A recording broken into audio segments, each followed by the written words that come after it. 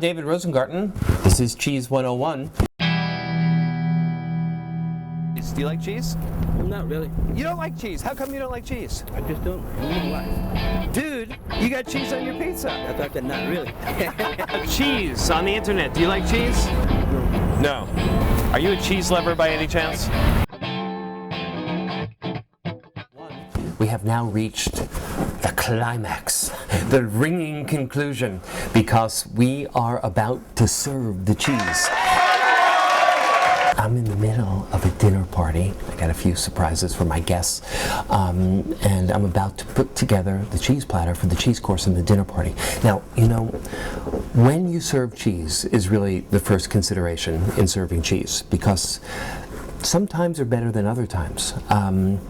In America and some other cultures, people like to serve cheese before the dinner as kind of like a cocktail accompaniment. You know, the French have a saying. They say that cheese closes the stomach. And so the French rarely or never serve cheese before the meal. The French like to serve cheese after the main course and before the dessert. Now, what kind of cheeses are you going to put on your cheese platter? Now, there's all kinds of ways to do this. Some people like to have, let's say, an arrangement of goat cheeses, and that's the cheese platter. And that's cool. That's an interesting way to go. Or an arrangement of bloomy white rind cheeses, and that's an interesting way to go. For me, what I like over and over again the most is to put an assortment of cheeses on a cheese platter. It's really interesting. Everybody gets a little taste of each. And I think anywhere from 3 to 5 is good. Less than 3 looks skimpy. 5 categories of cheese, right? I'm trying to not let my guests know exactly what they're getting because I want it to be a surprise. And I've got this really A-list of guests waiting for me.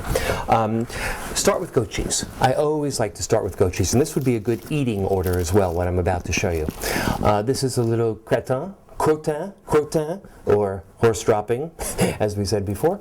I think that you could think of this as kind of the appetizer of the cheese course. Think of the cheese course as a meal, all right? This is the appetizer of the cheese course.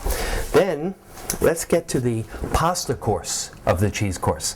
When we get to that nice, creamy, runny kind of thing, that's what pasta usually does.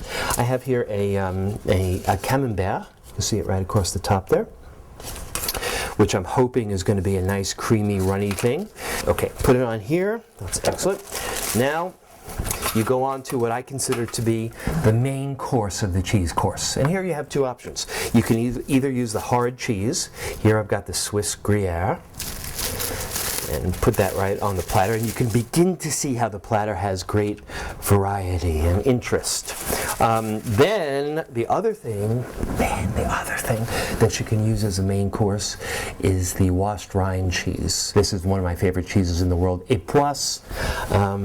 Let's puncture this top, peel it back. Oh my god! Oh my god! That makes me crazy. That goes right on there.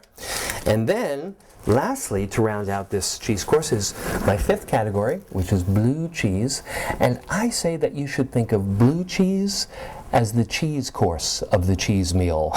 This is always what you want to serve last, because it's the most sort of stinging and intrusive in your mouth. So I always like to finish with the blue, and this is a really nice English Stilton.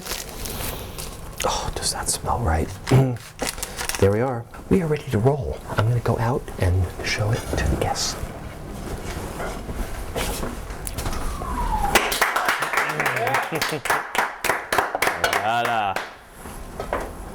Okay, let's get started. Now, you notice that there are no condiments on the table. Some people like to serve sweet, figgy, preservy things with their cheese. I like to do it the classic French way. I like crusty bread. I like good butter. You could smear the butter on the bread and put the cheese on top of that if you like. I personally prefer to do it the way they do it in France, and that is to just eat the cheese with a knife and a fork. That way, you know, you get the most out of the texture of the cheese. Just like it's a piece of meat. You eat the cheese. All right, now the next thing that you want to do as host is go around the table and ask each person individually what that person wants from your cheese platter. So I'm going to start with my friend Zach right over here. Zach, what can I get for you? Which one's most like American cheese?